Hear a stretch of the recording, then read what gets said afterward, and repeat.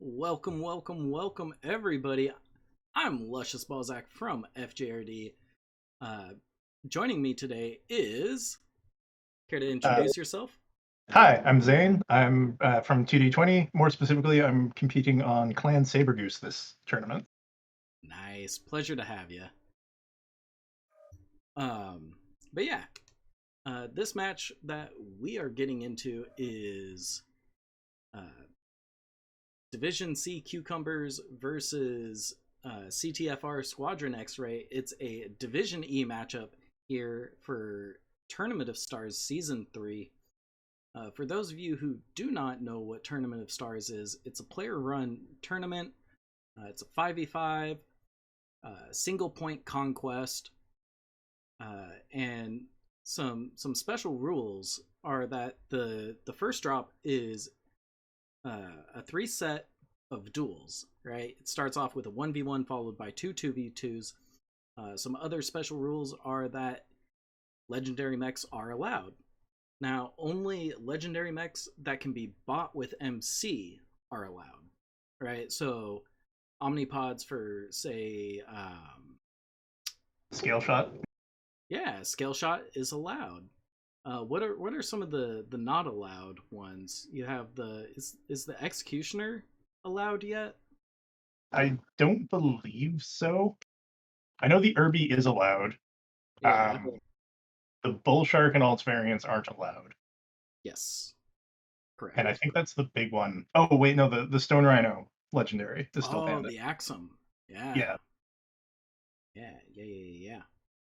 But yeah, also, another thing to note about Tournament of Stars is that it's clan only mechs. This does include the, let's call them 2C versions. Like there's the Annihilator Hero, or the Special Annihilator that's clan tech, that's allowed. Yes. Similarly, the Wolfhound clan is allowed. Yes. Alrighty, looks like both players are ready. Um, so, Zane, you had a question earlier. Okay, so we'll probably see the build, um, but there's a build that's been running around for the Adder Warthog. And how would you pronounce the weapon on that build? Heavy machine gun. Yes, it's 14 heavy machine guns and nothing else. No. AP Goss. So some folks pronounce it Gauss. I actually find I switch pronunciation depending on the weapon. Hmm. Like I'll call it an AP Gauss, but I'll also call a Hag a Hyper Assault Gauss. Interesting. There's no internal consistency to it. I will probably end up using both over the course of this cast. Well, I look forward to it. But let's get into the proper scene. This is command. Eliminate all enemies. So no yeah, matter the starting cost. off, we have the trial match, which is Hunchback 2CAs that are sporting 6 ER Meads and 2 large pulses. Right off the bat, players are getting shots off.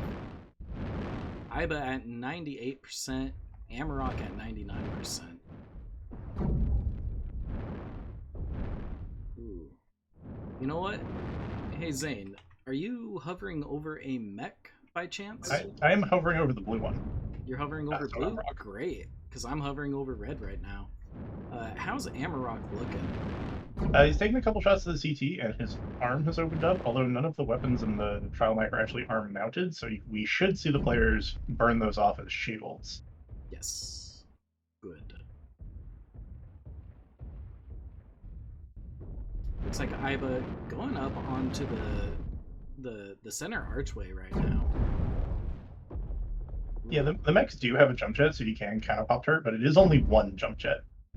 Oh, that's the torso open on our mark.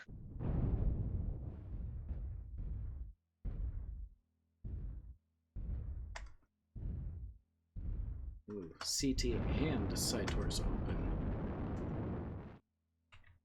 Yeah, Iba has been doing very well on his trades here.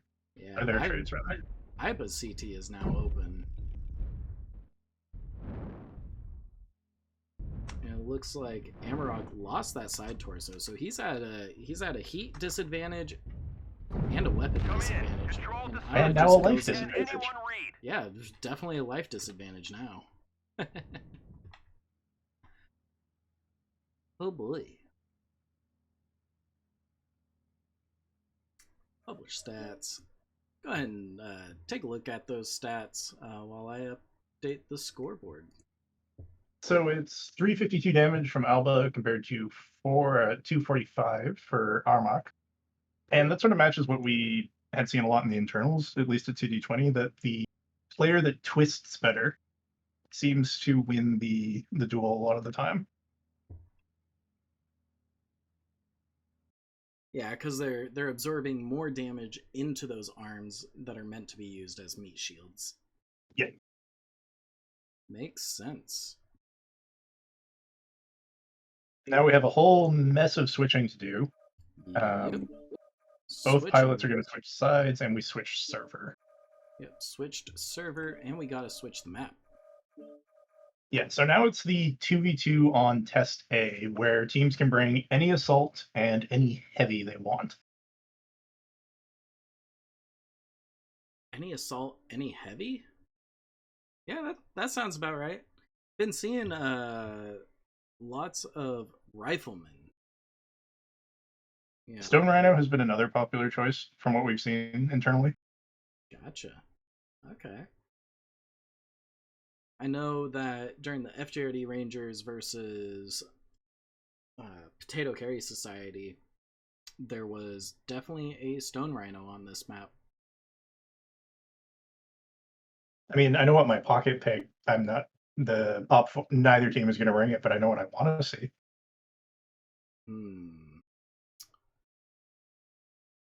Can I guess? Spirit Bear. Spirit Bear. Okay, you. Bear. Like I want to go fast. Stand next to them and use flamers and SRMs. Yes.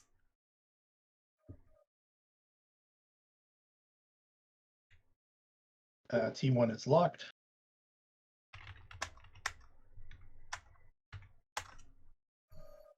Man, they're just saying, you know what? Let's rip it and dip it. So, fun fact, this is not actually the first time you and I have done a Tournament of Stars thing. We were actually in the same div last Tournament of Stars.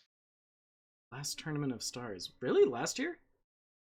That's right. It was the was it last year or the last one I was involved in, which I assume was last year, but it may not be.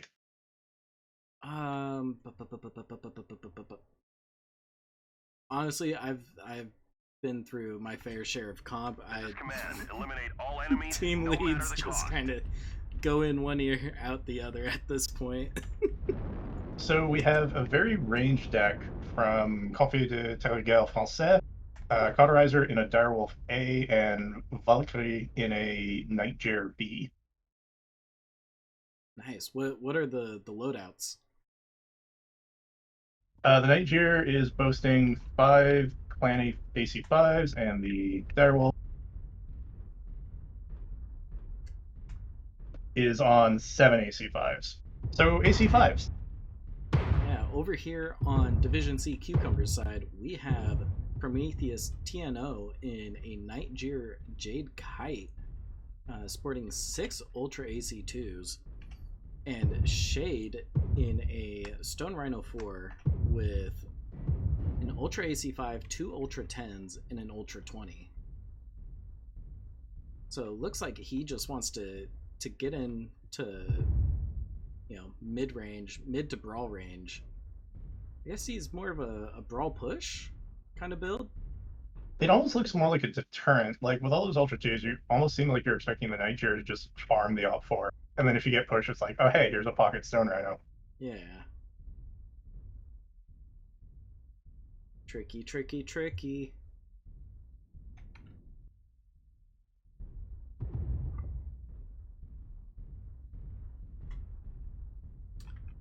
Prometheus in that Nightjar, wrapping wide.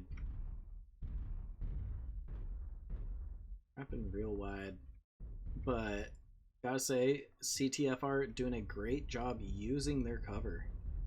I don't know if CTFR has actually spotted the Stone Rhino on their push here. Maybe Like they haven't. that Darwolf's about to wander into him.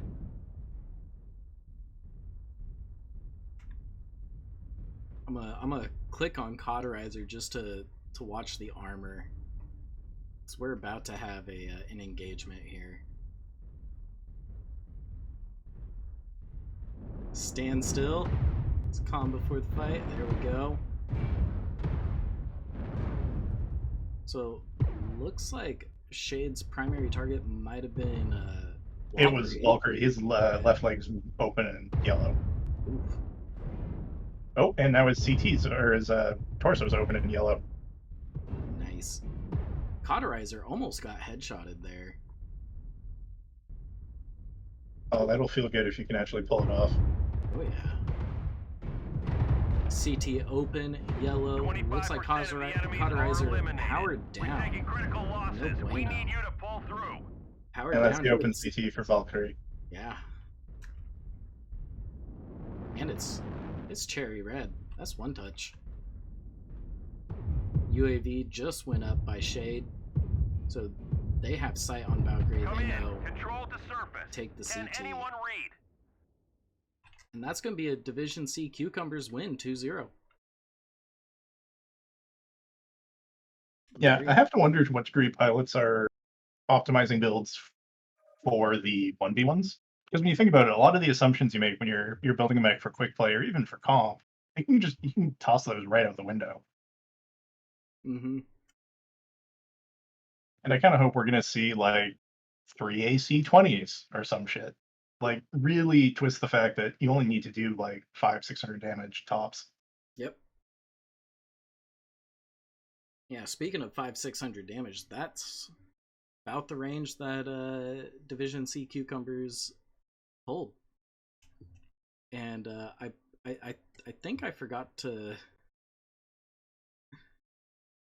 to switch the sides on the whoops, on the scoreboard. Oh well. Yeah, sometimes for Yuntao when he's casting, I'll do the betting, like the predictions, Mm-hmm. and the chat gets very annoyed when the teams don't match, like the tournament bracket. Yep. I can understand it. You know, you don't want to be wasting your points. I mean, it bugs me sometimes too, and I'm the one who's setting the dang thing up. We're back to North America, and we're going to Mech Factory. Yeah, so this is any medium and any light. We'll probably see the aforementioned adders make an appearance.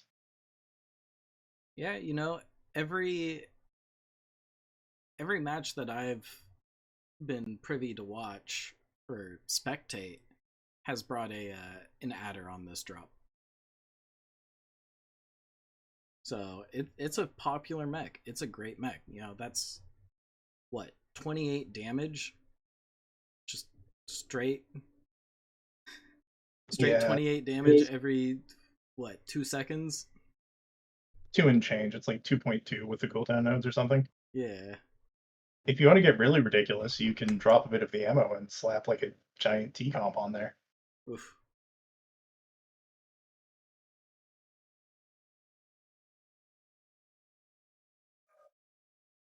Yeah, I don't know.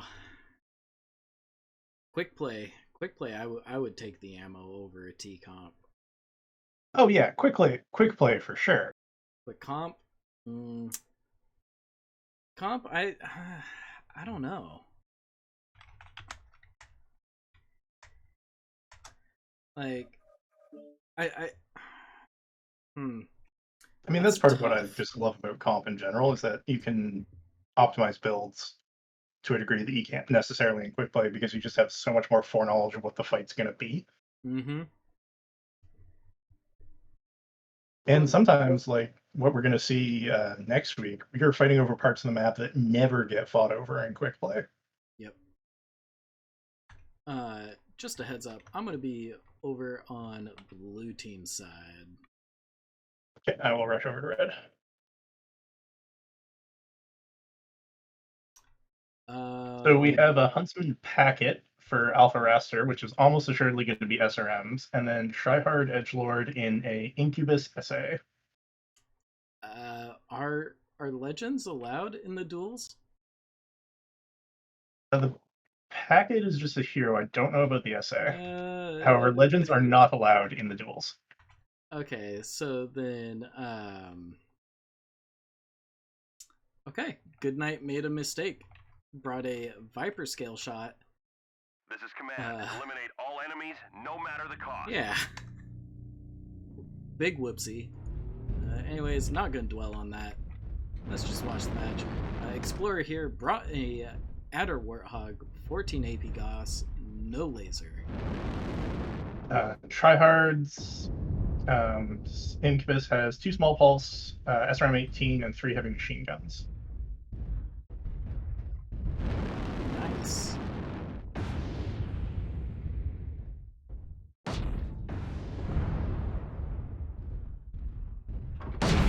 Explorer and Alpha Raster getting engaged. Try hard, saying, "Hey, don't forget about me. I'm still relevant too." Legs on. The thing with that Adder, if they can pick it off, like a lot of its DPS just goes away. Yep. That right leg is about to give out.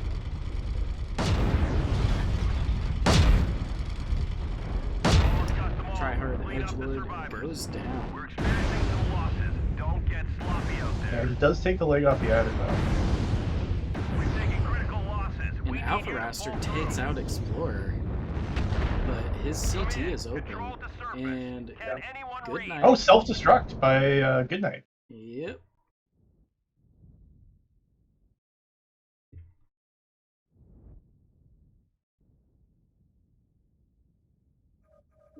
And just gonna publish those stats.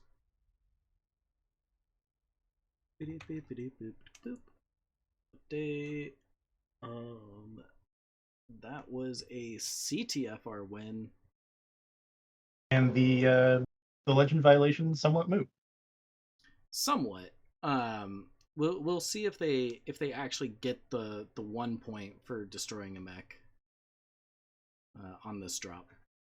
Yeah, the reason I remember that the scale shot and such are banned is because I got clowned on, rightfully, in the team lead chat for asking if using a legend in the 2v2 reset the legend counter. Because from my understanding of the rules, you can only use each legendary mech once. Yep. Oh, Tryhard Edgelord with the questioning. What is he asking? If you wait, are you allowed to use Warthog plus Scale Shot?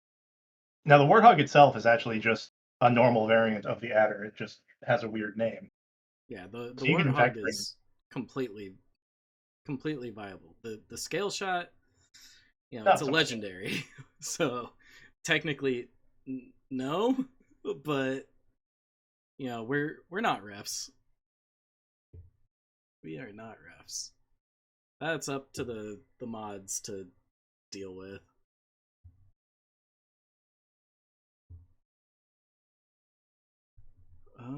Let's see. What else do I need to do?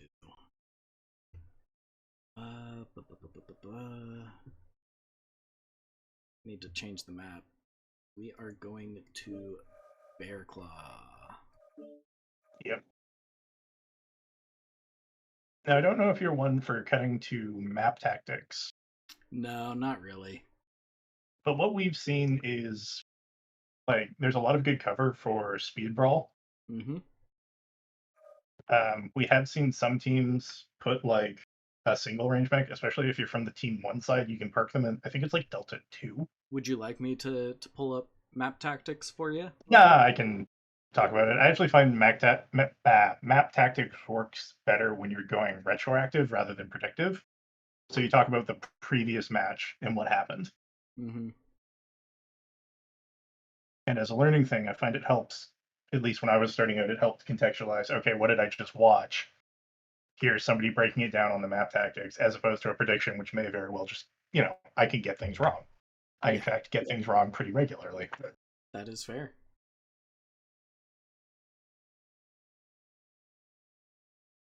Ooh.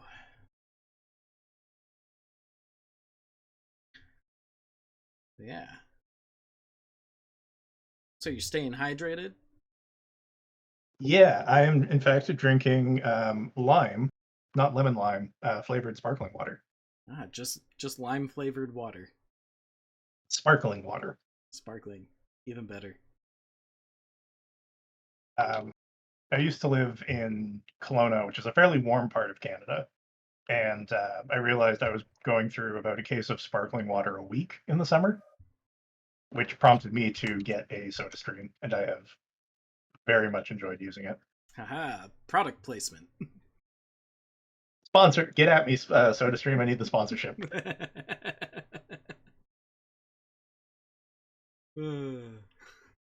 So it's 200 tons, very, very light drop going into drop 1. Yep. Technically drop 2, but yeah. That has tripped me up so many times. No worries. Do you expect to see anything other than sort of speed brawl here? T2 locked. Honestly, no, not really. We saw earlier today like a receive deck, but it didn't work out as well as I think the team had hoped. I'll cover red side for mech builds. Alrighty.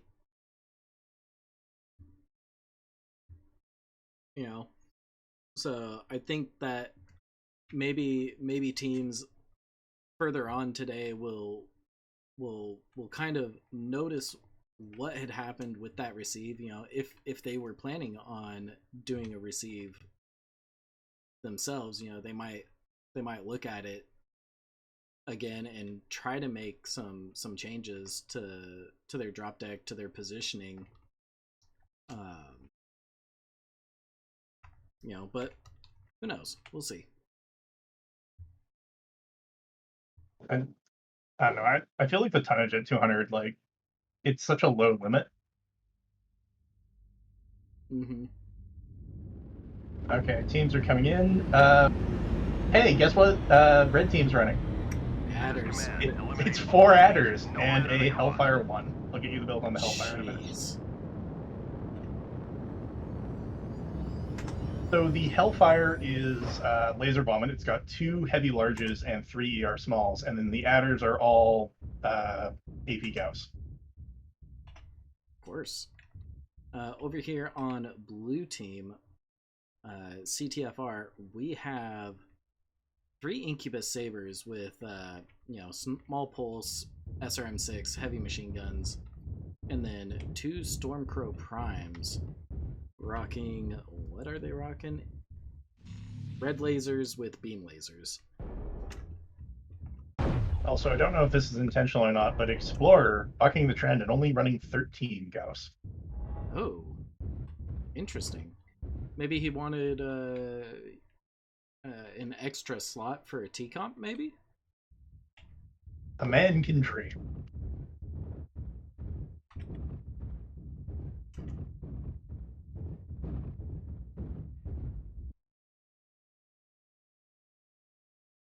Yeah, right now... No shoot.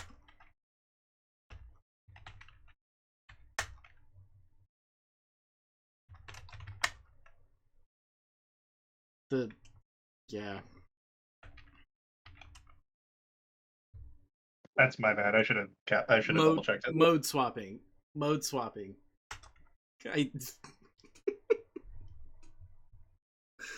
I was like, yeah, did I do everything? Yeah, I think so. Forget to swap the mode. Jeez. 25% of the enemies are eliminated. For all the grief that last year's format, where you had to schedule the 1v1 separately from your match gave us, The enemies are half depleted. at least there was less swapping on the matches. We need you to pull through. Yes. We've almost got them all. Clean up the survivors. So now for redrops, teams can change builds if they want, but I'd imagine teams are just going to lock up after we fix the lobby. Yeah, teams are just going to lock up. More than likely, they're just going to lock up.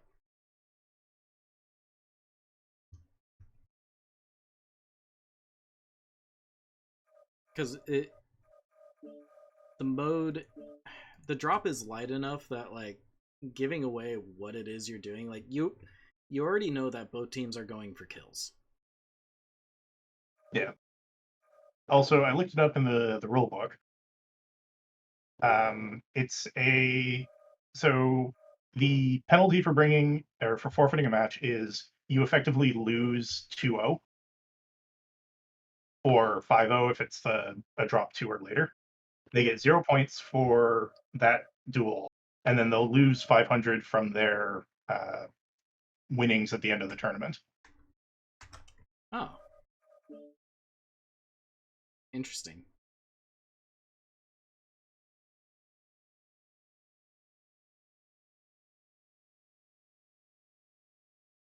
So, if you bring an improper deck, you lose. You don't just lose, you lose 5-0. Oh. Which in this tournament means a lot. Like, it means your opponent gets 6 points. Yep.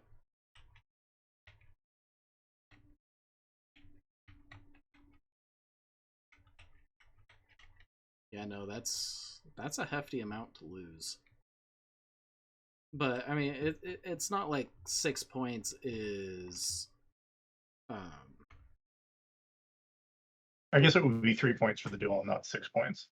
Well, still, you know, if it ended up being on one of the 5v5 drops, you know, it's pretty significant. It's significant, but it's not something that you can't make up for in later rounds, you know? The big thing I remember is that last Tournament of Stars had a very similar scoring system. Despite going like 1-4 or 2-3, we actually ended up in second in our division or something like that, because pretty much all of our losses were 5-4.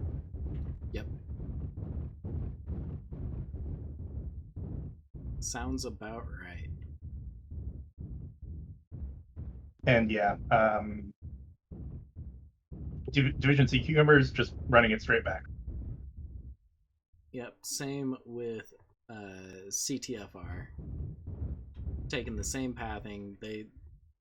You can tell that they've drilled this. They know their path. They know what they're doing. It doesn't matter that they know what the enemy team is bringing.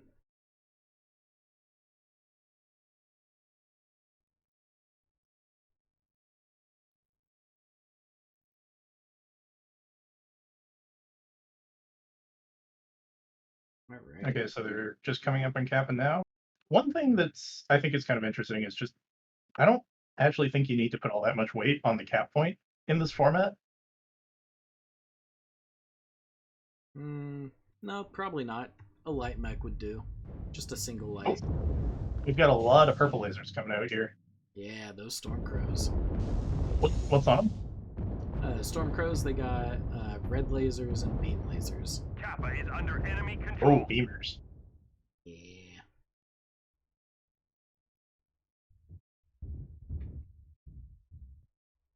Yeah, the adder's scuttling quickly into the caves to get away from those. I would too. You only have a finite amount of armor. You can't be burning it. But it's on the Frenchman here to charge in. Yeah, because Cucumbers does have the cap point. Sorry, I was spacing on their name for a moment there. You know, Right after I say, oh yeah, cap point's not important, we see Dipsy Cucumbers showing why you play the cap point. Yeah. I mean, you can sit here and trade from the cap point up until maybe the 5-minute mark, maybe maybe 5.5 minutes, I think, is the I'd, absolute minimum that you'd want. I'd go with 6 on Bearclaw. The map is deceptively big. It is deceptively big. However, depending on how many of your lights stay alive. So Armok is kind of losing these trades, mostly just because he's trading into 2 beamers. Yeah, these Stormcrows are just fresh. Yeah. Where do you come down on the beam laser now that this is kind of its first? I don't think it's literally its first, but it kind of feels like its first comp outing. I never really played with beam lasers all that much. I personally haven't played comp all year so far. I've just been focused on casting. However, I do enjoy seeing new weapons that have been added be used in comp, because it shows that the comp players are sitting there and trying to show the Incubi have started their push that they have. And Therax here, is he does he spot the incubuses? Secret Agent Therax, they don't spot him. Therax, where's your motion sensors? The seismic sensors. Explorer getting legged right off rip. Now it's just devolved into a full-on brawl. Cauterizer goes So Harold is getting focused down by... Therax goes down. Herod's down. Good night. Next call target. Yep. And Good Night goes down. All that's left is Amarok. And that was just... Once they actually called the push, that was really, really nicely pushed by Squadron X-Ray. Oh yeah, that was tight. So yeah, they definitely have more than enough time to go out and cap. The speed of these sabers, they'll get to Theta, Gamma, Epsilon. They can send a Stormcrow back towards Sigma. I think Alibaba might actually be legged. Yeah, he's legged. But Alpha roster here is not. But I think once they grab the 4 caps, the game will end. Pepsi, Gamma. They're just accelerating the win at this point. Yep.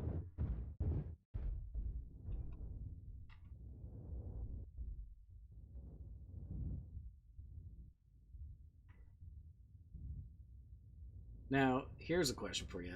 Resource point Theta Do is you ours. think that the game would be... We've gathered enough resources. Like, not the game, but the tournament would be more interesting, albeit more boring, if teams could not cap other points to speed up the match time?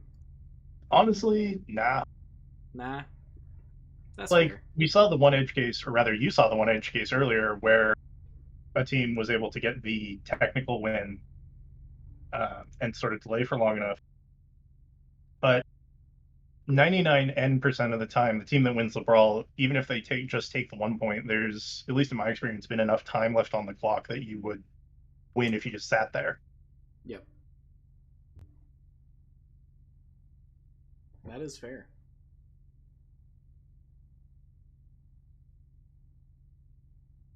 And then the other thing to consider is that the tournament organizers, to me, pretty clearly said that they wanted to do King of the Hill on unique points by only allowing the 1 cap point. Mm-hmm. And, if the entire Op 4 is dead, you're pretty undisputably the King of the Hill. That's fair. But no, I do think the new weapons have been a bit of a boon to comp. We saw in ISC, which is Inner Sphere Coalition, basically the Inner Sphere version of this sort of tournament. The X-Pulse lasers were huge. Specifically the large X-Pulse was pretty huge.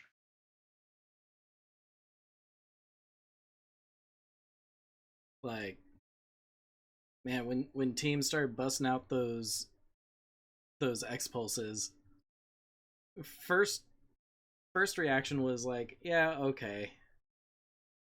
But then you actually start seeing how much work they do, and just everybody was running them. I mean, I guess for CS23, that was their first big comp outing. Yeah. For the X pulses, and people saw the large pulses do massive work. So I think everybody was still just riding that high. I don't think it's a universal one for one, because like the first thing I did was take all of my inner sphere medium like pulse max and switch out the pulse lasers for X pulse lasers and just sort of see what happens. Mm-hmm.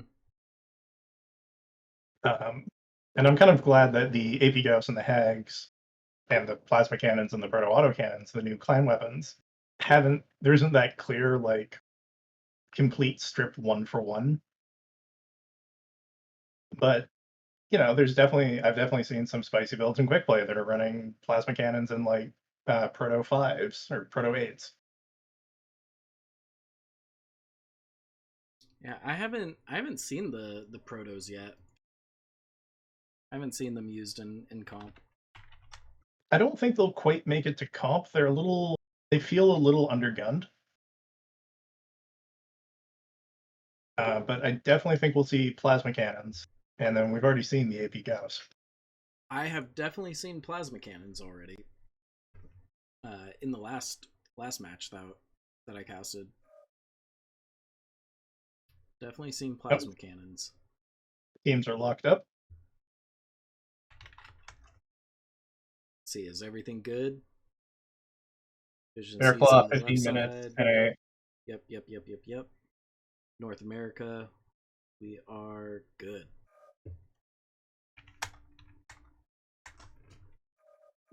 Let's get it.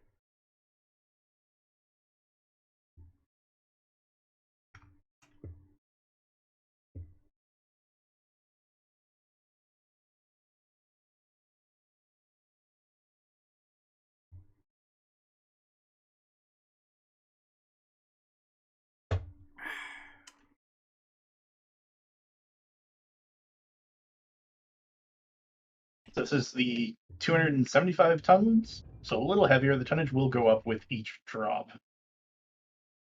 And ultimately accumulate to what? It's like 450, I think. 450, yeah.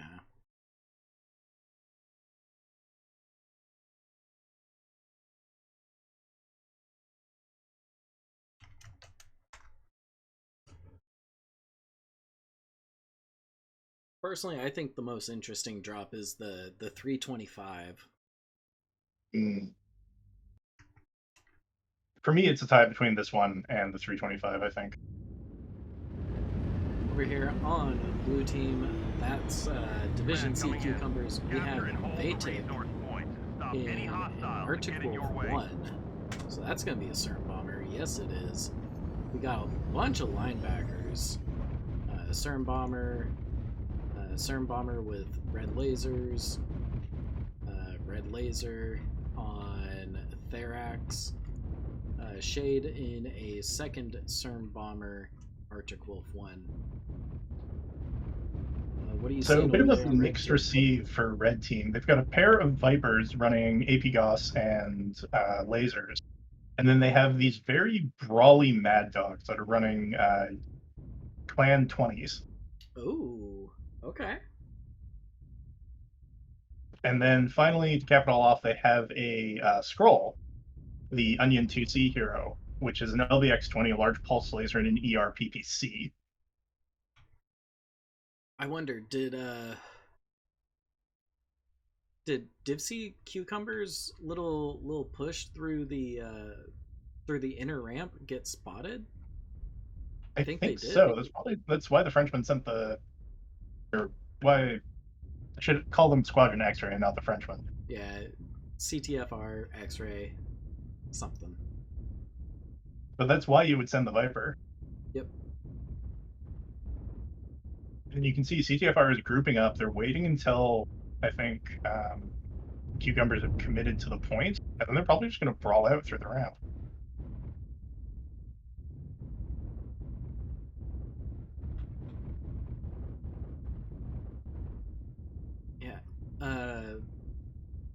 Cucumbers here has just so much SRM. It's insane. I mean, that's why you bring the linebackers, right? Yeah. It's either you bring the linebackers for SRMs or red lasers.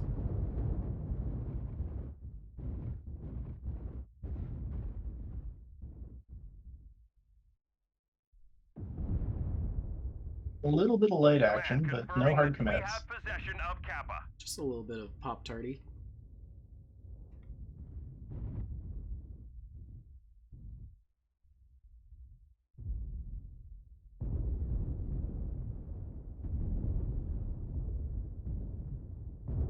Looks like Valkyrie trying to poke around the side, you know, trying to see if he can spot anything. They might just be content to let the Vipers trade here.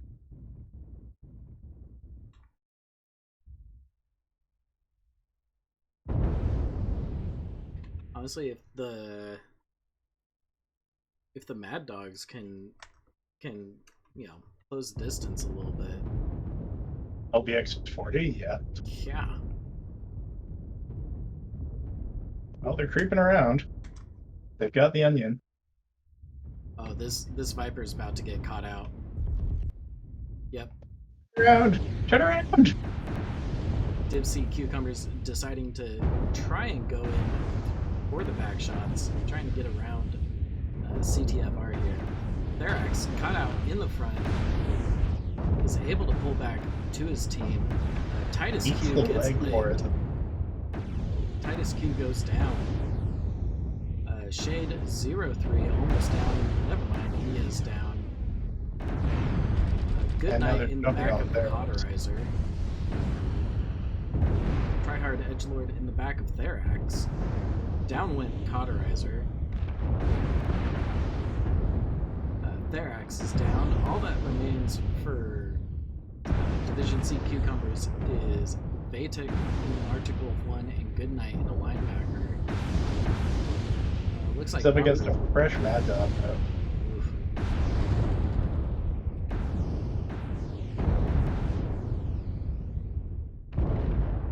And Yep. Vatic and Goodnight go down simultaneously. Yeah, send the Legged Vipers to go sit on Kappa, send the Mad Dog out towards Theta, then I don't know. Epsi. Is Epsi It the was a red- closest one? Yeah. Or no, yeah, Epsi and Theta. Or sorry, Kappa and Theta.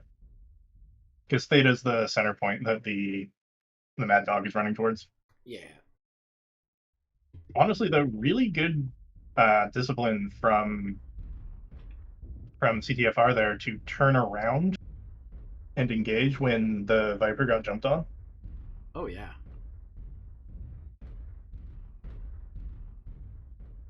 Very nice reaction. Very quick reaction speed, honestly.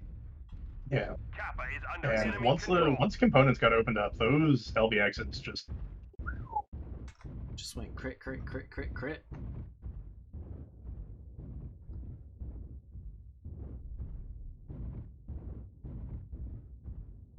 Theta is controlled by the enemy.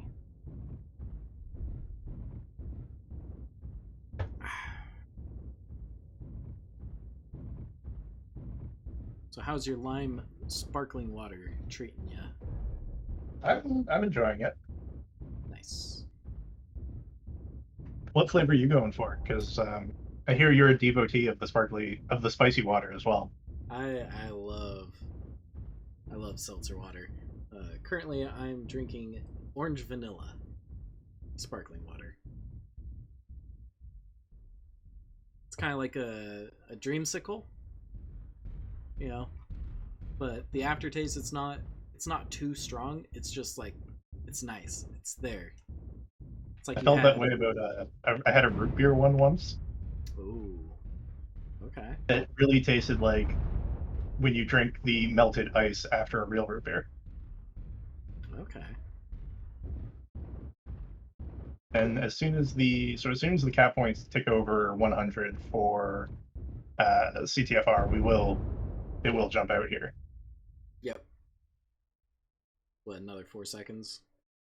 Yep. The enemy has capped enough Ta-da. resources. We've failed. And that's a CTFR win. What, 5-2? Yeah. 5-2. And I'm gonna update scorecard.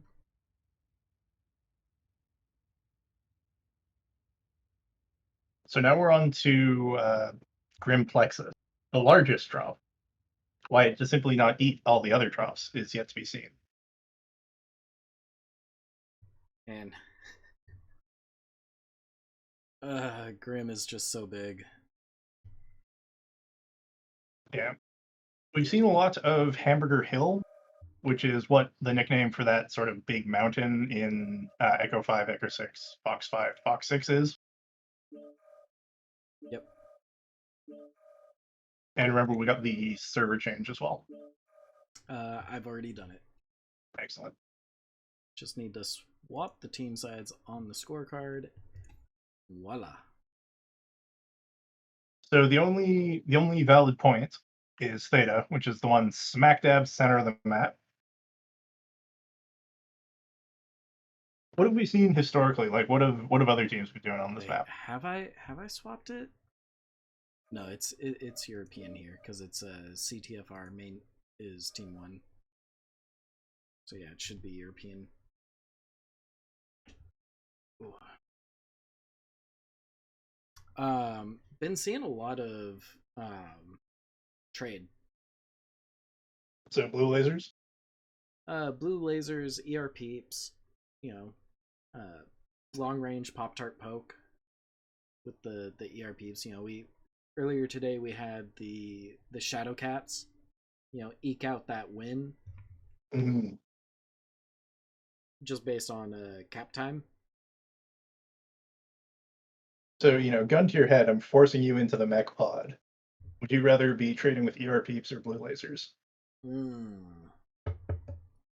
I rather be trading with ER peeps or blue lasers? Honestly, ER peeps. I see you two are a man of culture.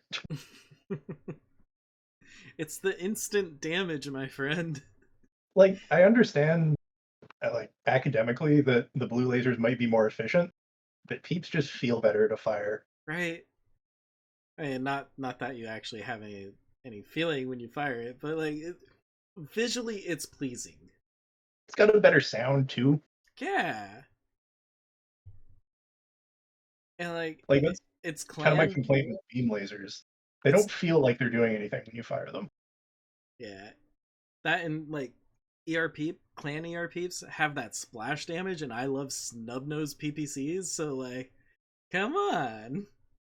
The only thing I hate about clan ERPs is the heat. The heat They are and the toast. cooldown. So we haven't seen a lot of, despite their relative popularity in stuff like faction play, I haven't seen a lot of Vapor Eagles. Oh, good point. Like, it feels like you play any amount of faction play, and as someone who, teams are locked up. But as someone who's maybe not the best at faction play, you take one step out of line and you got eight Gauss rounds coming at you from the Vapor Eagles on the clan side. Mm-hmm. I don't know. Me personally, faction play is one of my favorite game modes. Now, yeah, I don't play it as often as I should. I love Siege. I think it's so fun. The big thing I would recommend if you're a newer player and you're watching, try it out. You might get yelled at, which fair, but the quality of play I've found is often better than the soup. And if you have the sort of mental to learn from getting your head kicked in repeatedly, you will learn a lot. Yes, you will. Or you can always go to various units and see if they do faction play, and try to group up with them. I think there's a couple streamers who do like intro to faction, tutorializing faction play type streams as well. Yeah. I know Ivor used to. I don't know if he still does. I don't think he still does.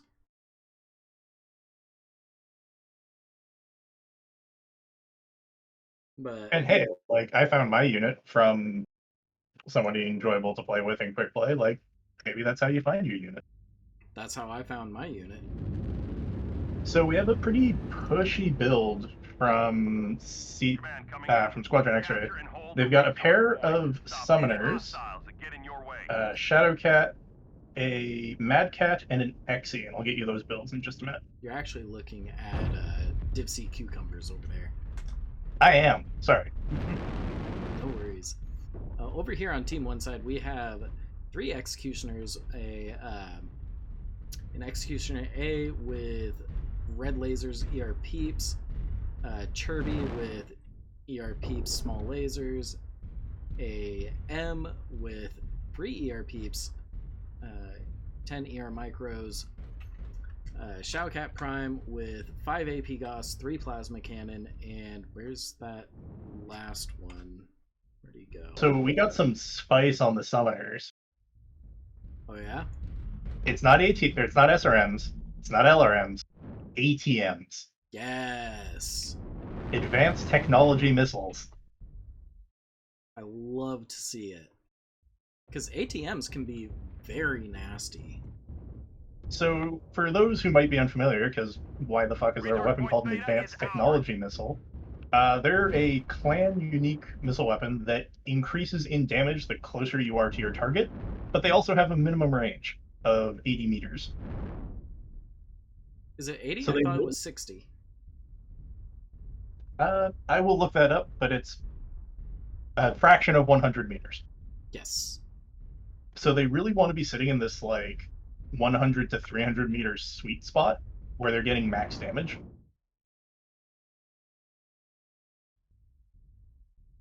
So And, fun fact, with a bit of practice, you can dummy fire them. That is true. They are stream fired, and they do fire in a relatively flat, straight line. So I have a question for you. What do you call this big center platform thingy that everybody loves to either run over or rotate around in quick play? Oh, it's City. City? Yeah, so like the area east of Theta, where both teams are sort of poking around, and then everybody blobs around in quick play. That's City. Okay. And then the buildings just south of Theta, that's Gas Station. Yes. And then, of course, we have the Shadowhawk up here on Hangar Hill. Ooh, Tryhard Edgelord about to get caught out by Therax here, maybe. Nope, never mind. Iba has him covered.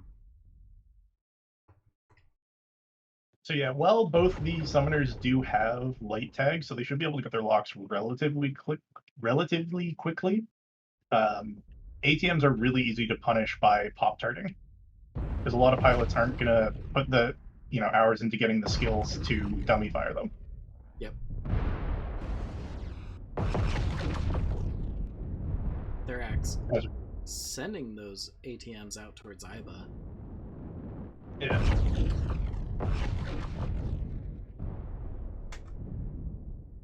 You can see he's taking a lot of free damage from the Xyz pop-tarting him. Yep.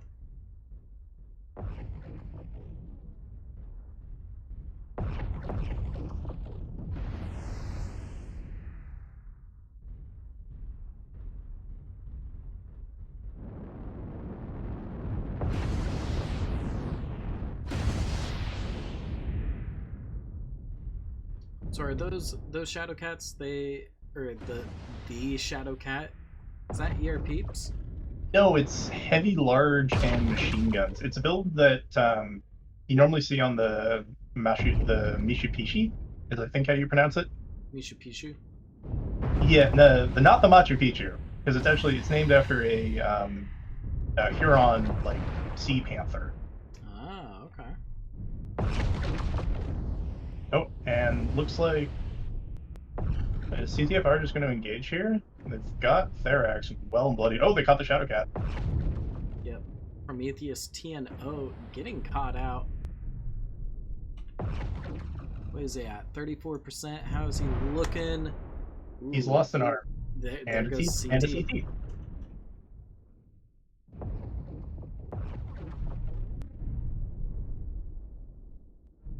And then Therax probably wants to quit trading. His right torso and CT are both open.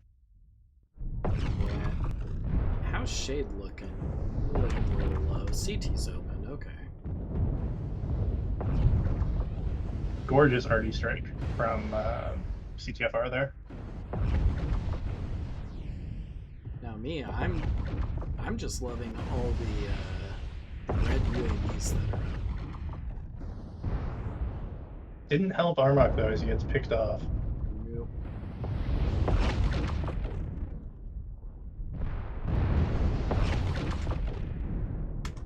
Tryhard Edgelord just punishing Vatic with those plasma cannons. Shade goes down. Next up on the block is Therax, but Iba goes down. Therax finally gets sent down. And So not Vatic quite goes down. the clean sweep by CTFR, We've but gathered enough resources.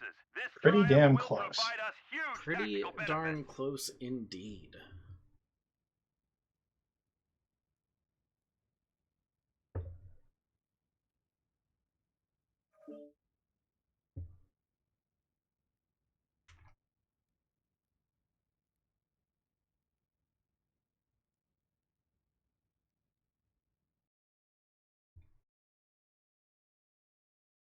Man, Therax actually dropped 601 damage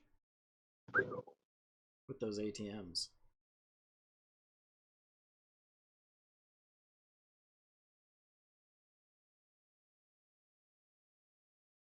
And we're swapping up for the final time here. Oh, thank goodness. So according to chat, they must have just got to where we were talking about the ATM min range. Apparently it's 60. Okay. Yeah, that's what I thought. And as we all know, the easiest way to find out something is to say it incorrectly on the internet proudly. Yes. Yes, that is the quickest, most effective way.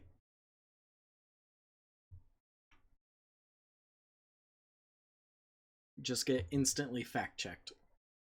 Yep.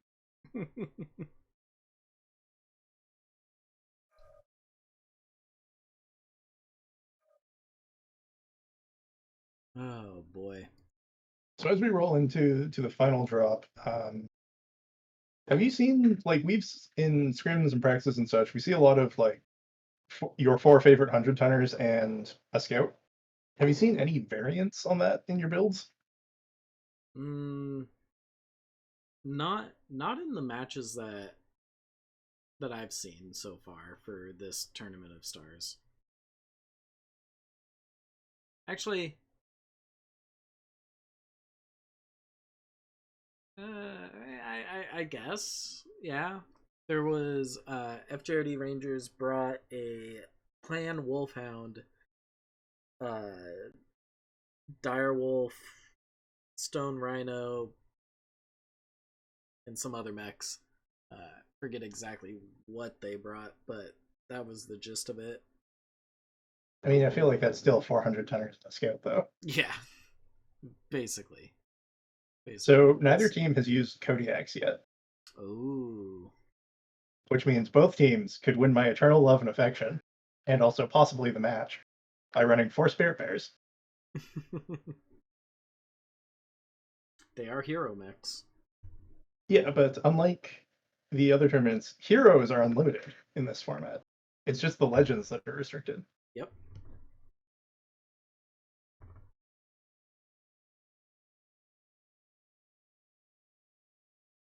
Now, I wonder how much of an impact this player run tournament is going to have on the, the competitive queue for World Championship Series. Because right now we're toying with the idea of allowing legendary mechs to be used in comp. So I would be shocked if someone from PGI isn't keeping like half an eye on the comp meta. In fact, I know they are because of the whole Cauldron thing. That's fair.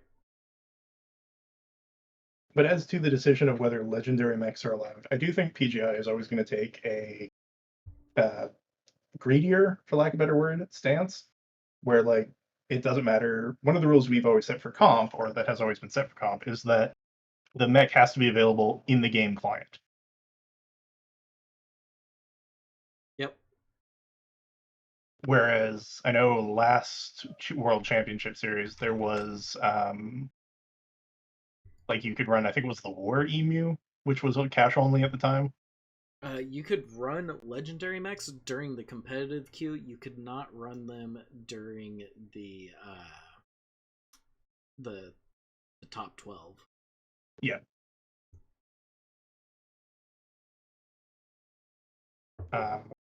But the thing is that with a couple of exceptions, I don't really think any of the legendary mechs are as uber busted as they used to be, right? Yeah.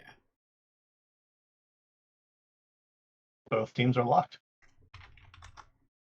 Alrighty. Just double checking. Yep, everything looks good. On my end, at least.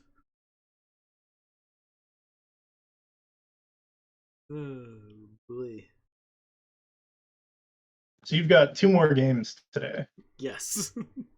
One of which I'm hoping to join you for, and one of which I'll be in. I mean, let's see. I gotta look at this.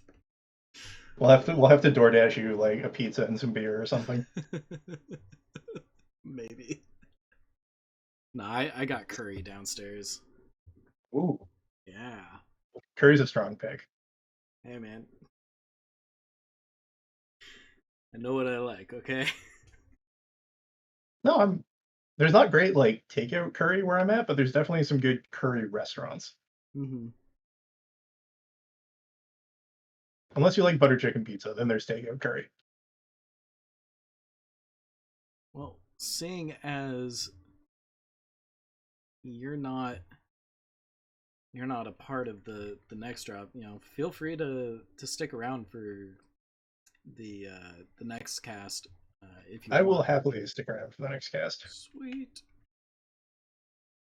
And I'm waiting on what I think is going to be Red Side. Red Side should If be not, up I will towards jet over to Kappa. Red Side.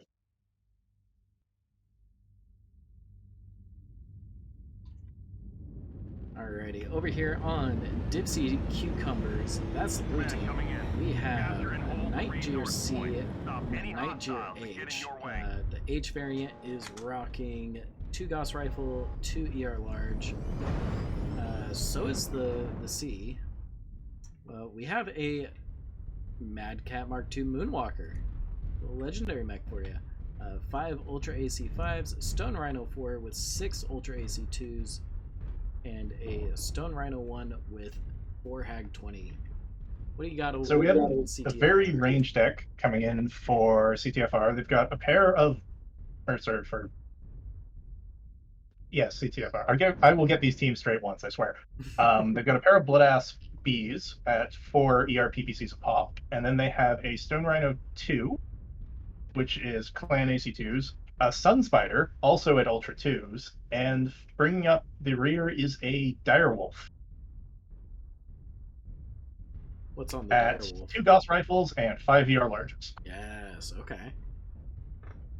So the Blood Asp is the interesting one to me, because I've seen a lot of Blood Asps running like 6 ER larges. Mm-hmm.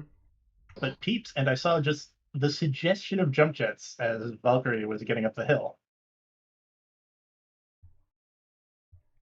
Hey, you know what? So, like, with enough skills, can you pop tart a Blood Asp? Yes.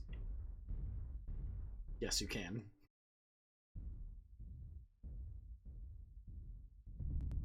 Those mounts are honestly ridiculously high.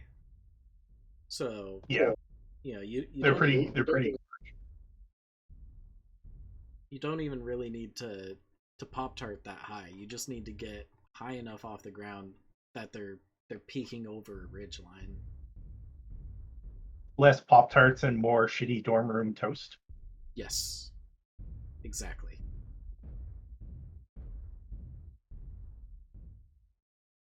Now, thing is, I kind of like the range trade from CTFR here. I feel like cucumbers are a lot more mid-rangey with all those AC5s. Yeah, but they are trying to move those AC5s into a position where they're useful. Yeah, they're sneaking through the city, but those blood asses have got. I say they've got an open eye on them, but they just took a lot of AC5 fire. That would be AC2 from the Stone Rhino. Yeah, like they did not win that trade. Yeah, no, looking at the armor of the Stone Rhino versus the armor of the Blood Asps, no.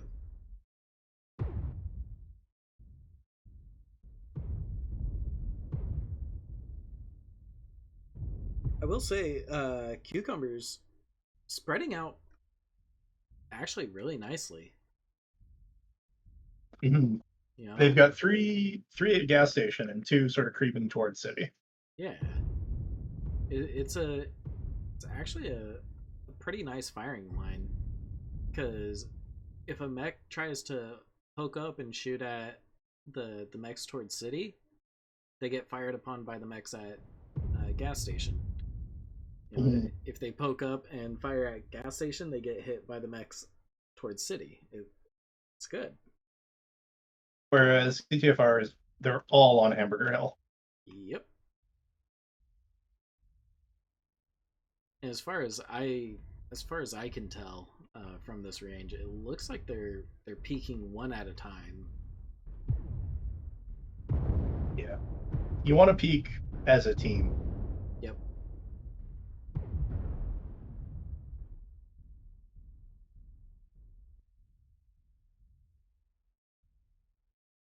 The other thing is that on the cucumber side, they've got the Nightjeer able to do the sort of pop tarting, Mm-hmm. whereas the blood asps they're not really in a position to do the pop tarting. They're just range trading, and I think they're kind of suffering for it.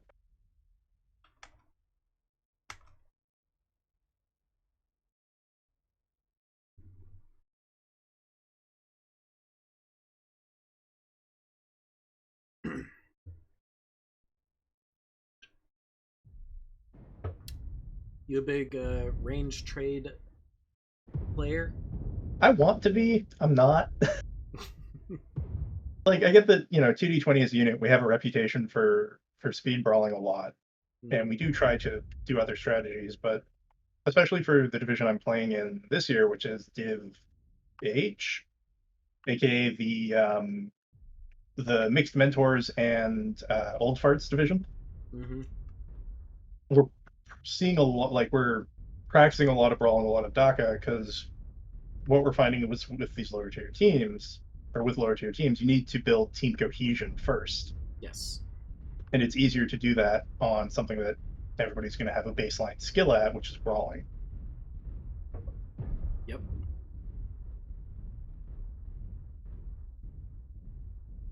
So some really nice positioning here. Cucumbers are sneaking the Moonwalker and the Stone Rhino around. That is. Yep. They're sneaking it around the city. Yeah. They're about to have open lines. Yep. What is that getting pummeled?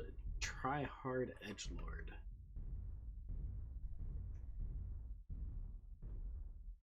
Who is open right torso. Yeah, we also have Vatic over here with the Moonwalker and the Stone Rhino with his ER large and Goss. Now, as a response to your Alpha Raster is trying to harass the Stone Rhino, he's got the UAX on that Sun Spider.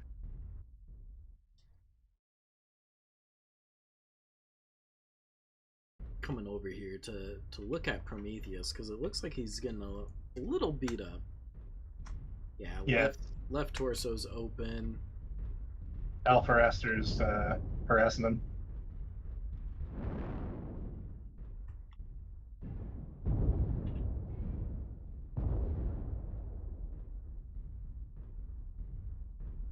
On the range side, on the far side though, Tryhard, Edgelord, and Valkyrie are just holding that flank. I don't think it goes well for them. I don't think it goes well for them either. Because once that Moonwalker, like, yeah, that Moonwalker is definitely within optimal range now.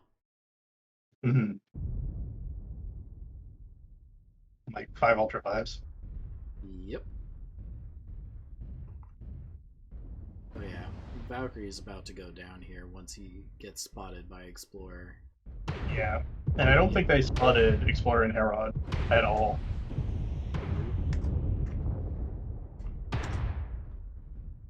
Left arm gets taken off of Valkyrie. Ooh, Explorer pushing a little too hard. Gets his head opened.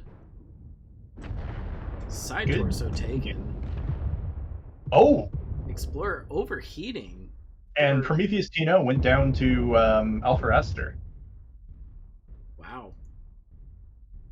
So we got kind of a 3v2 and a 2v1. Herod taking out Tryhard Edgelord. Now shifting his focus towards Valkyrie. Their axe goes down. Valkyrie goes down. So Cauterizer, and then Cauterizer is looking to trade with the Nightjar, or Valtex Nightjar, but Herod is just holding off Alpha Aster and McSeeks as they're coming out from gas station.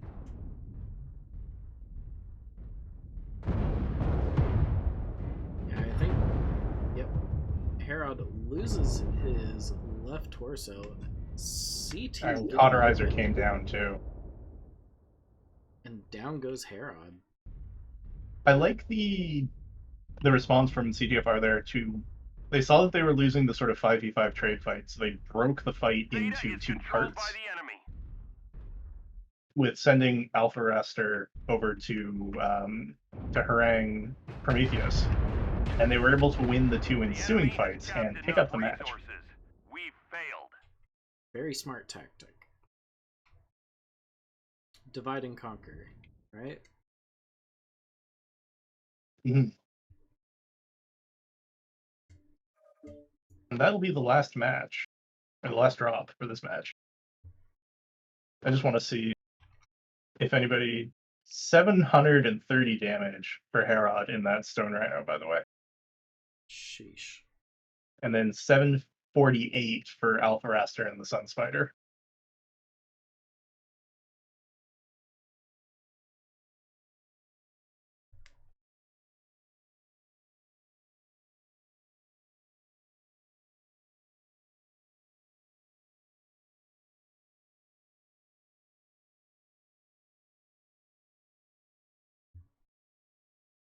Very, very nicely done by both these teams.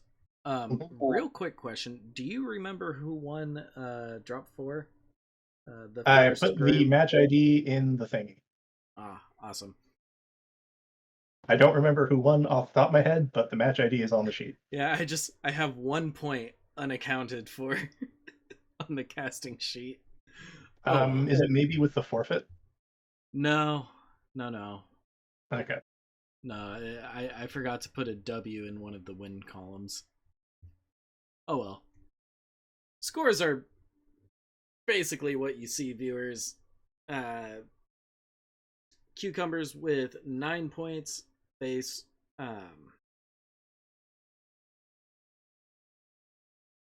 Yeah. Well. Shoot. Who had the violation? Yeah. No. Cucumbers had the violation on. Duel. Yeah. 3? On Duel 3 Mech Factory. So technically -1 point. So they'll be sitting at, I believe, 8 points. And CTFR walking away with roughly 27 points, give or take a point. Math is hard and scoring is complicated. Yes. CTFR with a fairly commanding victory. Yes. Well, yeah, that was a lot of fun. Mm-hmm. Thank you everybody for coming out, supporting MWO Comp, supporting us casters. Thank you, Mr. Bear, for putting on this tournament. Thank you, Liveish and Krasnopesky, for keeping MWO Comp alive. Thank you for casting Luscious. Of course. Thank you for co-casting with me. And we'll be back in about 45 minutes for, let me pull up the thingy here.